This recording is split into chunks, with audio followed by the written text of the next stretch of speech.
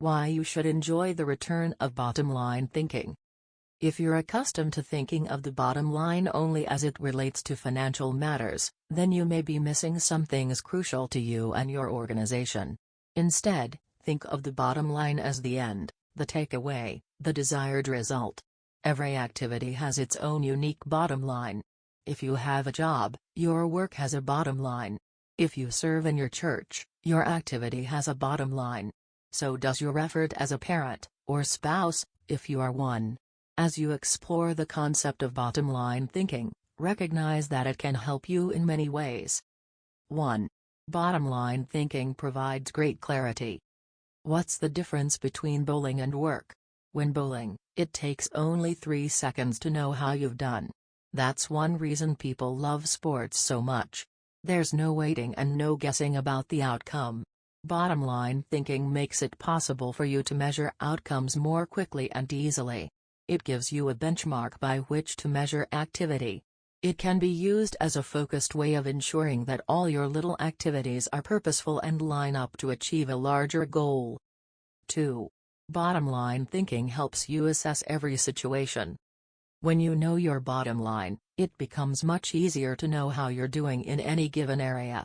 When Frances Hesselbein began running the Girl Scouts, for example, she measured everything against the organization's goal of helping a girl reach her highest potential, from the organization's management structure, which she changed from a hierarchy to a hub, down to what badges the girls could earn. There's no better measurement tool than the bottom line. 3. Bottom-line thinking helps you make the best decisions. Decisions become much easier when you know your bottom line. When the Girl Scouts were struggling in the 1970s, outside organizations tried to convince its members to become women's rights activists or door-to-door canvassers. But under Hesselbein, it became easy for the Girl Scouts to say no. It knew its bottom line, and it wanted to pursue its goals with focus and fervency. 4. Bottom-line thinking generates high morale. When you know the bottom line and you go after it, you greatly increase your odds of winning. And nothing generates high morale like winning. How do you describe sports teams that win the championship, or company divisions that achieve their goals, or volunteers who achieve their mission? They're excited. Hitting the target feels exhilarating. And you can hit it only if you know what it is. 5. Bottom-line thinking ensures your future. If you want to be successful tomorrow, you need to think bottom line today. That's what Frances Hesselbein did, and she turned the Girl Scouts around. Look at any successful, lasting company, and you'll find leaders who know their bottom line.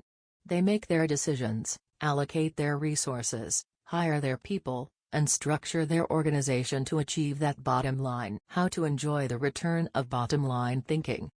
It isn't hard to see the value of the bottom line. Most people would agree that bottom-line thinking has a high return. But learning how to be a bottom-line thinker can be challenging. 1. Identify the real bottom line. The process of bottom-line thinking begins with knowing what you're really going after. It can be as lofty as the big-picture vision, mission, or purpose of an organization. Or it can be as focused as what you want to accomplish on a particular project. What's important is that you be as specific as possible. If your goal is for something as vague as success, you will have a painfully difficult time trying to harness bottom-line thinking to achieve it. The first step is to set aside your wants. Get to the results you're really looking for, the true essence of the goal. Set aside any emotions that may cloud your judgment and remove any politics that may influence your perception. What are you really trying to achieve? When you strip away all the things that don't really matter, what are you compelled to achieve? What must occur? What is acceptable? That is the real bottom line. 2. Make the bottom line the point. Have you ever been in a conversation with someone whose intentions seem other than stated? Sometimes the situation reflects intentional deception. But it can also occur when the person doesn't know his own bottom line. The same thing happens in companies. Sometimes, for example, an idealistically stated mission and the real bottom line don't jibe. Purpose and profits compete. Earlier, I quoted George W. Merck, who stated, We try never to forget that medicine is for the people. It is not for the profits. The profits follow, and if we have remembered that, they have never failed to appear. He probably made that statement to remind those in his organization that profits serve a purpose, they don't compete with it. If making a profit was the real bottom line, and helping people merely provided the means for achieving it, then the company would suffer. Its attention would be divided, and it would neither help people as well as it could nor make as much profit as it desired. 3. Create a strategic plan to achieve the bottom line. Bottom line thinking achieves results. Therefore, it naturally follows that any plans that flow out of such thinking must tie directly to the bottom line, and there can be only one, not two or three. Once the bottom line has been determined, a strategy must be created to achieve it. In organizations, that often means identifying the core elements or functions that must operate properly to achieve the bottom line. This is the leader's responsibility.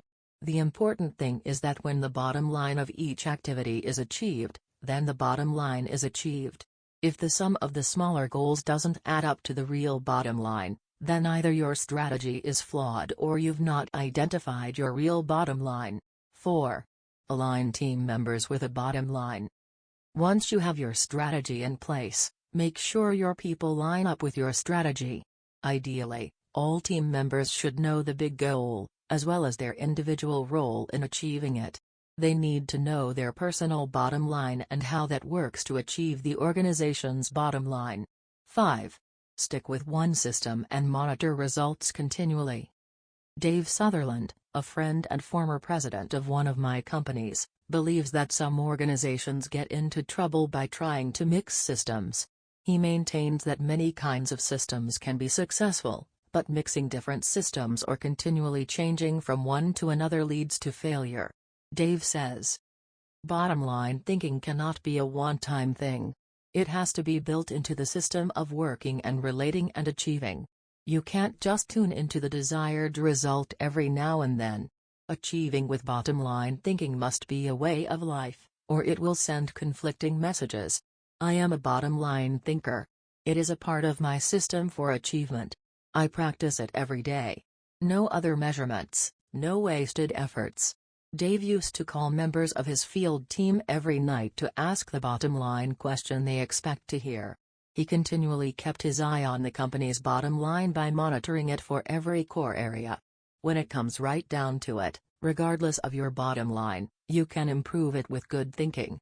And bottom line thinking has a great return because it helps to turn your ideas into results. Like no other kind of mental processing, it can help you to reap the full potential of your thinking and achieve whatever you desire. One final thought. I trust you have enjoyed this book. As you move forward, I wish you success and suggest that you keep in mind. 1. Everything begins with a thought. Life consists of what a man is thinking about all day. 2. What we think determines who we are. Whom we determine what we do. The actions of men are the best interpreters of their thoughts. 3. Our thoughts determine our destiny. Our destiny determines our legacy. You are today where your thoughts have brought you. You will be tomorrow where your thoughts take you. 4. People who go to the top think differently than others. Nothing limits achievement like small thinking, nothing expands possibilities like unleashed thinking. 5. We can change the way we think. Whatever things are true, noble, just, pure, lovely, are of good report. If there is any virtue and if there is anything praiseworthy, think on these things. About the author. John C. Maxwell is an internationally recognized leadership expert, speaker, and author, who has sold over 16 million books. His organizations have trained more than 2 million leaders worldwide. Dr. Maxwell is the founder of Equip and Enjoy Stewardship Services. Every year he speaks to Fortune 500 companies, international government leaders, and organizations as diverse as the United States Military Academy at West Point and the National Football League. A New York Times, Wall Street Journal, and Businessweek best-selling author, Maxwell was named the world's top leadership guru by leadershipgurus.net. He was also one of only 25 authors and artists named to Amazon.com's 10th Anniversary Hall of Fame. 3 of his books, The 21 Irrefutable Laws of Leadership, Developing the Leader Within You, and The 21 Indispensable Qualities of a Leader, have each sold over 1 million copies. I hope you enjoy this book. If so, please leave a comment below, subscribe to our channel and turn on the notification bell to be notified when the next book is uploaded. Thank you for your support, dear friends. Bye-bye.